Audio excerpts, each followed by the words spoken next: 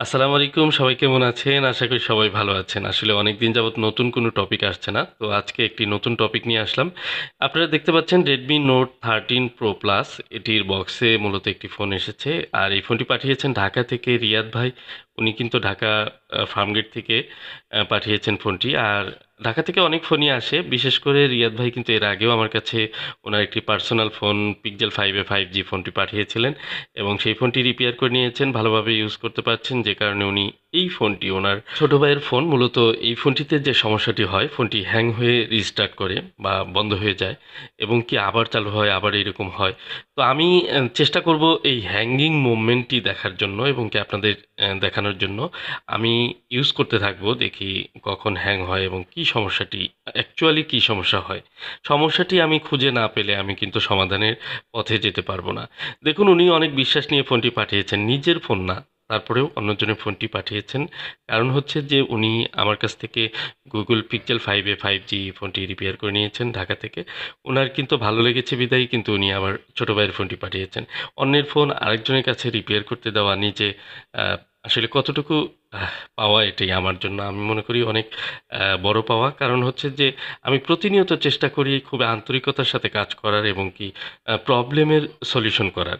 প্রবলেমের সলিউশন যদি আমি না পারি, আমি না করে দেবো যে এটির সলিউশন আমার কাছে হবে না।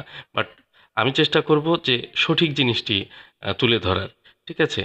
তো এই যে ফোনটি, এটি আমি হ্যাং হওয়া পর্যন্ত অপেক্ষা করব এবং ইউজ করব, দেখি কয় মিনিটের মাথায় গিয়ে হ্যাং হয় ফোনটি। তো আপনারা দেখতে পাচ্ছেন যে ফোনটি আমি এখনও পর্যন্ত স্টিল ব্যবহার করছি বা অন করে রাখছি। কোনো ধরনের হ্যাং হওয়া বা বন্ধ হয়ে যাওয়া এ ধরনের কিছু এখনও হয়নি।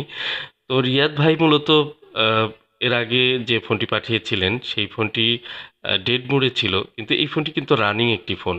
তারপরেও নিজের ফোন না, অন্যজনের ফোন। আমি কিন্তু অলরেডি বলেছি যে এই ধরনের ফোন কাজ করতে গেলে ডেড হতে পারে, খুব রিস্কি। S21 প্লাস স্যামসাংয়ের একটি ফোন, অনেক দামি ফোন, আপনারা জানেন। এই ফোনগুলো একেবারে রানিং অবস্থায় আমার কাছে এসেছে এবং কোনো সমস্যা ছাড়া আমি রিবোলিংয়ের বা সিপিউর কাজ করতে গিয়ে যদি ফোনটি ডেড হয়ে যায়, সেটি কিন্তু খুবই হতাশাজনক হবে। ডেড ফোন কাজ করি, সেটি একটি ব্যতিক্রম বিষয়।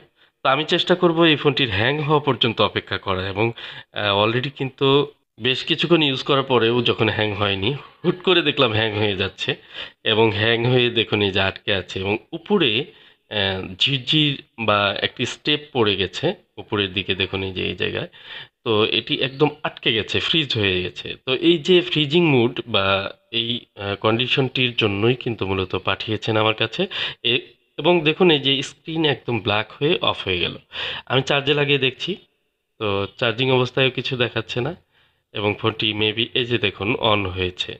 তো এই যে কন্ডিশনটি 2 থেকে 3 মিনিট বা সর্বোচ্চ 5 মিনিটের মধ্যে এই প্রবলেমটি দেখা দেয়। তো এভাবে তো একটি ফোন আসলে ইউজ করা যায় না, ইউজ করার মতোও না। যে কারণে ফোনটি পাঠিয়েছেন এটিই হচ্ছে সমস্যা। তো আমার আহ, জানা মতে এই ধরনের সমস্যাগুলো সাধারণত, যেহেতু 888 প্রসেসর এই ফোনটিতে ইউজ করা হয়েছে, এই প্রসেসর থেকে মূলত এই প্রবলেমগুলো হয়ে থাকে। আমরা র্যাম প্রসেসরটি সঠিক উপায়ে যদি রিবোলিং করতে পারি, খুব সুন্দরভাবে করতে হবে, কারণ এটি স্যান্ডউইচ মাদারবোর্ড। অলরেডি আমি কিন্তু মাদারবোর্ড খুলে নিয়েছি। আমি এখন চেষ্টা করব এটি রিবোলিং করার, আপনাদের সাথে শেয়ার করব। আর এই রিবোলিংটি অনেক ঝুঁকিপূর্ণ। ঝুঁকিপূর্ণ এই কারণে যে এই যে ট্রিপল লেয়ারের মাদারবোর্ডটি, মূলত রিবোলিং করার সময় যদি মাদারবোর্ডের লেয়ারের যে জয়েন্টগুলো আছে, একটির উপরে আরেকটি মাদারবোর্ড, তার উপরে আরেকটি, এরকম আর কি। তো এই জয়েন্টগুলো যদি বলগুলো হিট লেগে মেল্ট হয়ে যায়, গলে একটির সাথে আরেকটি জোড়া লেগে যায়, তাহলে কিন্তু এই ফোনটি রিবোলিং যত ভালোই করি না কেন, ফোনটি অন হবে না এবং অনেক ধরনের সমস্যাই হতে পারে। তো খুব নিখুঁতভাবে রিবোলিংটি করতে হবে এবং সব কিছু মাথায় রাখতে হবে যেন কোনো প্রবলেম না হয়, সেইভাবে কাজ করতে হবে। কারণ একটি রানিং ফোন যদি রানিং না হয়, ডেড ফোন কীভাবে রানিং করব? একটি কথা আছে। তো যাই হোক, আমাদের অনেক সময় এই প্র্যাকটিসের জন্য আমি বলব যে রানিং ফোনগুলো আপনারা কাজ করে রানিং করার চেষ্টা করবেন, তাহলে প্র্যাকটিসটি অনেক ভালো হবে। কারণ আপনি যদি রানিং ফোনটিকে আবার রান করতে পারেন, তাহলে আপনার কাজটি পারফেক্ট হয়েছে এটি আপনি বুঝতে পারলেন। কিন্তু একটি ডেড ফোন যখন আপনি কাজ করবেন, সেটি যদি রান না হয়, হয়তো অন্য কোথাও প্রবলেম আছে, এই বিষয়টি আপনার আহ, মনে হবে। কিন্তু একটি ফোনের যখন আপনি সমস্ত ফোনটি ওকে আছে, সেই রানিং ফোনটিতে যখন আপনি একটি আইসির কাজ করবেন বা রিবোলিংয়ের কাজ করবেন, সেই ফোনটি যদি পুরোপুরি অন কন্ডিশনে থাকে তাহলে কিন্তু সেই ফোনটিতে আপনার মনে হবে যে না আপনি কাজটি যেটুকু করেছেন পারফেক্টভাবে করেছেন। তো যা হোক আমার মাঝখানে র্যাম রিমুভ করে নিলাম এবং র্যাম রিমুভ করার সময় বিদ্যুৎ চলে যায় যে কারণে একটু ব্রেক হয়ে গেছে ভিডিওটি। তো এই ধরনের সমস্যা খুব হচ্ছে এবং আমার শরীর আসলে খুব একটা ভালো নেই। ঠান্ডা লেগেছে প্রচুর পরিমাণে, কণ্ঠ ভারী হয়ে গেছে। আপনারা জানেন আমার কণ্ঠ এমনিতেই ভারী। তারপরেও অনেক সমস্যা হচ্ছে ঠান্ডার কারণে। আর বিশেষ করে বারবার বিদ্যুৎ যাওয়া এবং আসা, এই জায়গাটিতে বারবার এসি অন হচ্ছে এবং গরম লাগছে, এসি অন হচ্ছে গরম লাগছে। এই কারণে আরও ঠান্ডা লেগে গেছে আমার মনে হয় গরম থেকে। কারণ হুট করে ঠান্ডা থেকে গরম, গরম থেকে ঠান্ডা এরকম হলে শরীর খুব খারাপ হয়ে যায়। তো যা হোক, হ্যাঁ, তারপরেও কাজ করছি। এই ফোনটি আসলে আজকেই উনি পাঠিয়ে দিতে বলেছেন, কিন্তু রাত হয়ে গেল। বিদ্যুতের কারণে কাজ সময় মতো করে দিতে পারছি না। সেজন্য দুঃখিত। যারা ফোনগুলো কুরিয়ারে পাঠান আসলে অনেক অপেক্ষায় থাকেন যে কখন ফোনটি কমপ্লিট হবে এবং পাঠিয়ে দিবে। তো দেখুন এই যে আমি প্রসেসর রিমুভ করে নিলাম, খুবই সুন্দরভাবে রিমুভ হয়েছে এবং এই জায়গায় অনেক টেকনিক ব্যবহার করতে হয়েছে যেন খুব শর্ট টাইমে প্রসেসরটি রিমুভ হয়। আবার যেহেতু অনেক বড় আয়তনের একটি আইসি, সাইজ অনেক বড়, 888 এর প্রসেসর, এজন্য অবশ্যই প্রত্যেকটি কণায় কণায় যেন মেল্টিং পয়েন্টে পৌঁছায় সে বিষয়ে হিট খেয়াল রেখে দিতে হয়। এবং আমার হট গান নিয়ে কথা বলেন অনেকে যে আপনি কি হট গান ইউজ করছেন বা চেঞ্জ করেছেন কিনা, কিন্তু না। দেখুন হট গান আমি আগেরটা ইউজ করছি, কুইক 2008D+, এবং এয়ার টেম্পারেচার সেম আগের মতোই ইউজ করছি। অনেক সময় একটু কম বেশি করে ইউজ করি। সেটি আসলে টোটালি একটি কন্ট্রোলের মধ্যে রেখে কাজ করতে হয়। অনেক সময় কিন্তু একদম সর্বোচ্চ হাই লেভেলের টেম্পারেচার দিয়েও কিন্তু কাজ করে থাকি এবং অনেক সময় দেখা যায় যে এয়ার টেম্পারেচার বাড়িয়ে দিয়ে কাজ করতে হয়, অনেক সময় কমাতে হয়। সেক্ষেত্রে 380, 390, 400, 400+ দিয়েও অনেক সময় কাজ করে থাকি। এই ধরনের কাজের ক্ষেত্রে স্যামসাংয়ে একটু লো হিটে কাজ করতে হয়, কারণ স্যামসাংয়ের বোর্ডগুলো একটু হালকা। আর এই বোর্ডগুলোতে আপনি লম্বা সময় হিট দিতে থাকলে দেখা যাবে বোর্ডটা ফুলে যাওয়ার চান্স থাকে। তো সেক্ষেত্রে এসএমডি অবশ্যই আপনাকে কন্ট্রোলে রেখে কাজ করতে হবে। তো আমি চেষ্টা করি আমার মতো করে কাজগুলো করার। প্রত্যেকেই প্রত্যেকের নিজ নিজ কৌশলে কাজ করে। আসলে হ্যান্ড স্কিলটি বা বুদ্ধিমত্তা যেটি ব্যবহার করে আমরা কাজ করে থাকি এটি কিন্তু স্বতন্ত্র। প্রত্যেক মানুষের আলাদা আলাদা কৌশল রয়েছে এবং সে তার টেকনিকগুলো ফলো করেই কিন্তু কাজ করে। তবে আমার কাজের যে ধরন, আমি যেভাবে কাজ করছি এগুলো দেখেও অনেকে কিন্তু সেইভাবে কাজ করে অনেকে সাকসেস হচ্ছেন এবং কি অনেকেই আমাকে জানান যে আমার ভিডিও দেখে তারা উদ্বুদ্ধ হয়ে এই রিবোলিংয়ের কাজগুলো করছেন। তবে আমি বলব সবসময় যে আপনারা হুট করে নতুন একজন আ কাস্টমারের ফোন নিয়ে আপনারা প্র্যাকটিস করা শুরু করবেন না। আপনারা অবশ্যই পুরনো ফোন কিনে বা যেকোনো পুরনো ফোন থেকে শুরু করবেন। এক কথায় কাস্টমারের কোনো ফোন নিয়ে কাজ করতে গিয়ে ডেড হয়ে গেলে সেই ফোনটি লস হলো এবং আপনারও কিন্তু ইমেজ সংকট। তো যে ফোনগুলো নষ্ট হয়ে যায়। কারণ যদিও কাজ করতে গেলে খারাপ হবেই। এই যে আমি এই কাজটি করছি অনেক সূক্ষ্মভাবে সুন্দরভাবে করার চেষ্টা করছি। এরপরেও ফোনটি আনসাকসেস হতে পারে। এই ধরনের কাজগুলো আমরা যখন করব অবশ্যই আমরা খুব নিরিবিলি এবং কি খুব রিল্যাক্সে কাজটি করার চেষ্টা করব। যদিও এই মুহূর্তে এই ফোনটি কাজ করতে গিয়ে বারবার বিদ্যুৎ যাচ্ছে, আমি খুব বিরক্ত। তারপরেও আমি ধৈর্য সহকারে প্রতিটি প্রিন্ট এবং এই যে লেগগুলো দেখুন, প্রতিটি খুব সুন্দরভাবে পরিষ্কার করে নিলাম এবং এনসি লাইনগুলো ঠিক আছে কিনা, এনসি মূলত এনসি কিনা এটি দেখার জন্যও কিন্তু সময় লাগে। এগুলো একটা একটা করে চেক করলাম।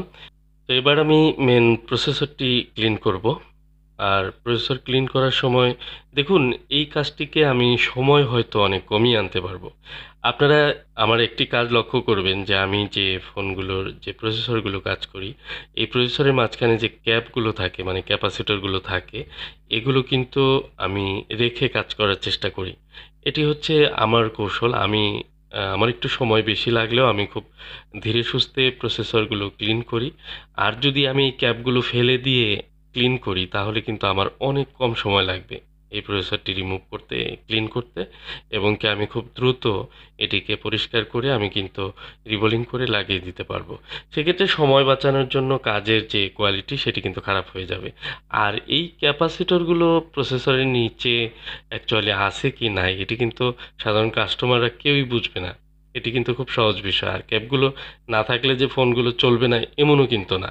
কিন্তু একটি ক্যাপ প্রসেসরের নিচে এরকম একটি ক্রিটিক্যাল জায়গায় কমপ্লিকেটেড একটি সিচুয়েশনে কেন লাগালো? অবশ্যই প্রয়োজন আছে যে কারণে লাগিয়েছে। তো আমরা চেষ্টা করব এই জন্য যে ক্যাপগুলো রেখে কাজ করার। এটি হচ্ছে সবচেয়ে ভালো উপায় আমি মনে করি। কারণ আমি চেষ্টা করি সবসময় একটি কোয়ালিটিফুল রিপেয়ার আপনাদের দেওয়ার, এবং সেটা কিভাবে করা যায়। তো এখানে ক্যাপগুলো রাখার জন্য আমাকে একটু কৌশলে এই ক্লিনিং প্রসেসটি শেষ করতে হবে। আমি সেটি করে নিচ্ছি, এবং কি কোনো ক্যাপ যেন মিসিং না থাকে সেই বিষয়ে খেয়াল রেখে তারপরে আমি ফোনটি রিবোলিং করব। আর দেখুন এই ফোনটির আইসিটি রিমুভ করার সময় একটি ক্যাপ কিন্তু উঠে গিয়েছিল, সেটি আমি রেখে দিয়েছি। রিবোলিং শেষ হলে আমি সেটিও লাগিয়ে নিব এবং পরিষ্কার করে নিই আগে। খুব সুন্দরভাবে প্রতিটি সাইডে পরিষ্কার করতে হবে, এবং চিপটি যেন কোনো ধরনের ড্যামেজ না হয়। এই যে আমরা যে আইসি ক্লিন করার সময় একটি স্ট্যান্ডে বসাই, আর এই স্ট্যান্ডটি কিন্তু খুব বেশি টাইট দিলে আইসি কিন্তু ভেঙে যেতে পারে, বা একদিকে কিন্তু চাপ লেগে দেখা যায় বাঁকা হয়ে যায় অনেক সময়। এগুলো কিন্তু খুব সতর্কতার সাথে কাজ করতে হবে, এবং কি যখন আমরা এটা হিট দেই তখন কিন্তু আইসিটি আরেকটু মনে হয় বেশি বেঁকে যায়, আয়তনে হয়তো বাড়ে, এরকম কিছু মনে হয় আমার কাছে। তো আমি সবসময় এই বিষয়টি খেয়াল রাখি যে খুব বেশি টাইট দিয়ে যেন আইসিটি ভেঙে না যায়। তো কোনো চিপ যেন খারাপ না হয়ে যায়, কারণ চিপ লেভেলে কাজগুলো করতে গেলে আপনাকে অনেক অ্যাডভান্স চিন্তাভাবনা রাখতে হবে মাথার মধ্যে। আমার মনে হয় এভাবে কাজ করা উচিত আমাদের প্রত্যেকের, এবং চিপ লেভেলে কাজগুলো যেন আরও সুন্দরভাবে সবাই করতে পারেন সেই আইডিয়াগুলো আমি অনেক সময় শেয়ার করে থাকি। যদিও আসলে কাজ শেখানোর উদ্দেশ্যে কিন্তু আমার এই ভিডিওগুলো নিয়ে আসা না। আমি জাস্ট আমার কাজগুলো শেয়ার করি আমার ভালো লাগার জায়গা থেকে, এবং সেখান থেকে কেউ যদি কিছু শিখতে পারেন সেটি হচ্ছে সম্পূর্ণ তার নিজের যে কৃতিত্ব সেটি আমি বলব। কারণ হচ্ছে যে অনেকে আছেন যারা এগুলো দেখে অনেক কৌশলী তারা বিভিন্নভাবে অ্যাপ্লাই করে তারা সাকসেস হন। এই হচ্ছে বিষয়। আসলে হাতে কলমে কাজ শেখানো বা এ ধরনের কোনো সুযোগ আমার নাই। আমি সেরকমভাবে আসলে ভিডিও করি না যে আমি কাজ শেখানোর জন্য ভিডিও করি। বিষয়টা এরকম না। কারণ প্রত্যেকটি ওয়েবের একটি কিন্তু আ মানে ক্রিয়ার প্রতিক্রিয়া আছে। আমি যেটা দিব সেটির একটি প্রতিক্রিয়া কিন্তু আসে। তো দেখা যায় যে কাজ শেখানোর উদ্দেশ্যে বা কোনো পরামর্শ দিয়ে কোনো ভিডিও করলে সেটার বিপরীতে অনেক প্রশ্ন আমার কাছে এসে ফিডব্যাক আসে। সেগুলো আসলে আমার কাছে সবসময় আ সেগুলোর অ্যান্সার করা সম্ভব হয় না। যে কারণে আমি এই ধরনের ভিডিওগুলো দেওয়া থেকে অনেক সময় বিরত থাকি। কারণ আমি কোনো ধরনের কাজ শেখাই না, এবং কি আমি সবসময় ব্যস্ত থাকি, সবসময়। এই যে যখনই সময় পাই তখনই একটি হয়তো আইসি নিয়ে কাজ করছি। তো এই সময়ে বিভিন্ন ধরনের প্রশ্ন, বিভিন্ন ধরনের কথা বলতে গেলেও দেখা যায় যে একটি কাজে সমস্যা হয়। আর বিভিন্ন ধরনের ফোন রিসিভ বা বিভিন্ন অ্যাক্টিভিটিস করতে গিয়ে যদি একটি কাজেরই সমস্যা হয় তাহলে তো আমার সেটির প্রয়োজন নেই। আসলে মূলত কাজটাকে প্রাধান্য দিয়ে এবং যখন যে কাজটা করছি সেটিকে সর্বোচ্চ মনোযোগ দিয়ে কাজ করার চেষ্টা করি। যে কারণে অনেক সময় অনেক ফোন কিন্তু আমি রিসিভ করতে পারি না। অনেক সময় একাধিকবার ফোন দেন। তবে আমার ক্ষেত্রে আমি বলব যে আমাকে WhatsApp এ মেসেজ করবেন। WhatsApp এ ভয়েস মেসেজ দিয়ে রাখবেন। আমার সুবিধামতো সময়ে আমি রিপ্লাই করব। এটি আমার জন্য সবচেয়ে ভালো হয়, কারণ অনেকে সরাসরি ফোন করেন। যে মুহূর্তে আমি ফোনটি রিসিভ করব ওই মুহূর্তে একটি কাজ করছি, যে কারণে হয়তোবা ফোন রিসিভ করা হয় না, বা রিসিভ করলেও দেখা যায় তার সাথে কাজ করতে গেলে আমার কাজের যে সমস্যা সেটি কিন্তু হয়ে গেলে আবার পুনরায় কাজটি করতে হয়। বিশেষ করে স্যামসাংয়ের ডাবল ডেকার বিভিন্ন ধরনের যে সিপিইউর কাজগুলো এগুলো করতে গিয়ে যদি একবার সমস্যা হয় তাহলে কিন্তু সেই ফোনটির কাজ কিন্তু আবার পুনরায় করতে হয়। অনেক ফোন আছে দ্বিগুণ সময় লাগে, যে কারণে এই বিষয়গুলো খেয়াল করে কাজ করতে হবে। যা হোক, আমার আইসি, র্যাম, সিপিইউ দুটোই রিবোলিং শেষ। এবার আমি ইনস্টলের জন্য প্রস্তুতি নিচ্ছি, এবং কি সিপিইউটি ভালোভাবে ক্লিন করে নিচ্ছি। এবং দেখুন প্রসেসরের প্রত্যেকটি ক্যাপ কিন্তু বিদ্যমান আছে, কোনো ক্যাপ কিন্তু মিসিং নেই। আর এই ফোনটি যদি পারফর্ম করে বা ঠিক হয়ে যায় আগের মতো চলবে এই কনফিডেন্স আমার মধ্যে আছে। তো আমি যথেষ্ট সুন্দরভাবে কাজটি করার চেষ্টা করছি, এবং কি এই ধরনের কাজগুলো সাধারণত আমরা যারা করি তারা সবাই সুন্দরভাবেই করার চেষ্টা করি। দেখুন নিখুঁত বল হয়েছে এবং পিসিবি খুব সুন্দর ক্লিন করা হয়েছে। পিসিবিতে বসিয়ে নিলাম। আরেকটি বিষয় দেখুন, আমি কিন্তু চারদিকে হিটসিঙ্ক বা এই যে ফাইবার টেপ দিয়ে আটকে নিয়েছি। এর কারণ হচ্ছে কোনো হিট যেন আশেপাশে লেগে কোনো আইসির ক্ষতি না হয়, বিন্দুমাত্র কোনো সম্ভাবনা না থাকে যে অন্য কোনো প্রবলেম হবে। এটি খুবই গুরুত্বপূর্ণ যে আমরা যে কাজটি করব, জাস্ট কাজের কোনো পার্শ্ব প্রতিক্রিয়া যেন আশেপাশে না পৌঁছায়, এটি কিন্তু খেয়াল রেখে কাজ করতে হবে।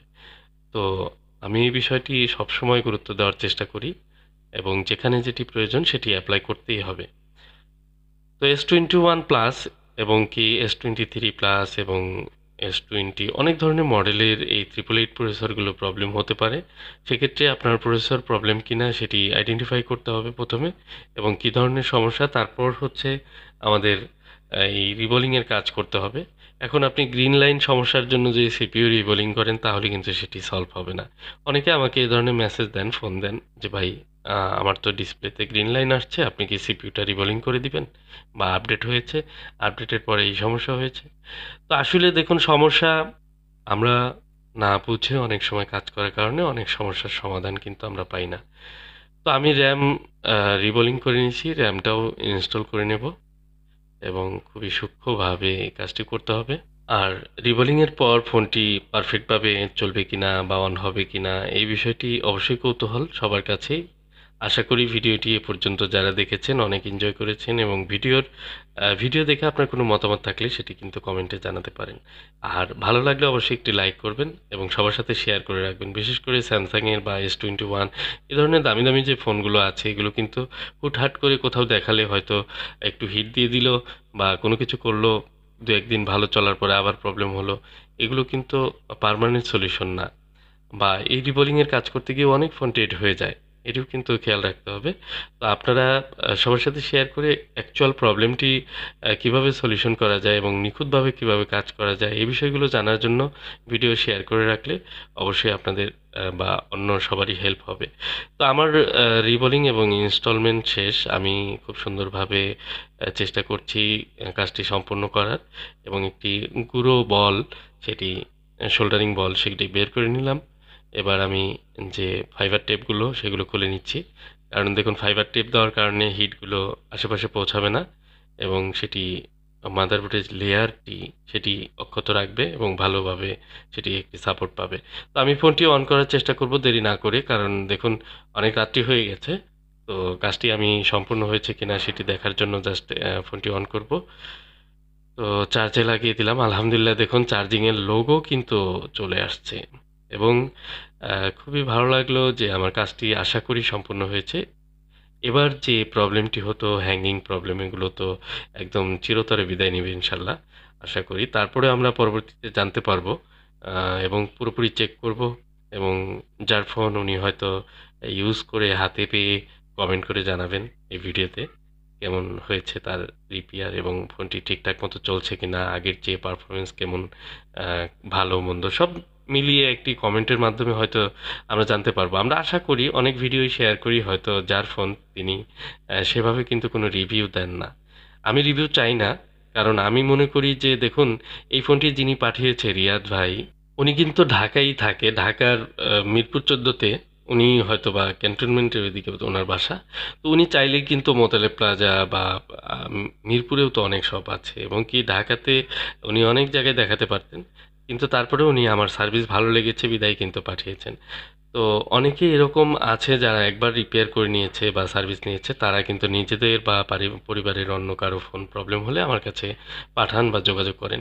সেক্ষেত্রে যেহেতু আমি নির্দিষ্ট প্রবলেমগুলো নিয়ে কাজ করি, প্রসেসর ইস্যু নিয়ে, প্রসেসরের ইস্যু হলে অবশ্যই আমি হেল্প করার চেষ্টা করি।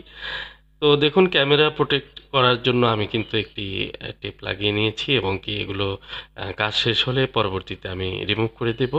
এই মুহূর্তে আমি শুধু চেক করব, কারণ ক্যামেরা খুবই গুরুত্বপূর্ণ জিনিস একটি ডিভাইসের জন্য, যেন কোনো ময়লা ধুলাবালি না যায়। যদিও আমার এই রুমের ভিতরে আসলে ধুলাবালি সেরকম নেই, কারণ আমি যেখানে বসে কাজ করি এটি খুবই ছোট একটি রুম এবং সবসময় এসি চলে, সেহেতু এখানে ধুলাবালি না থাকাই স্বাভাবিক।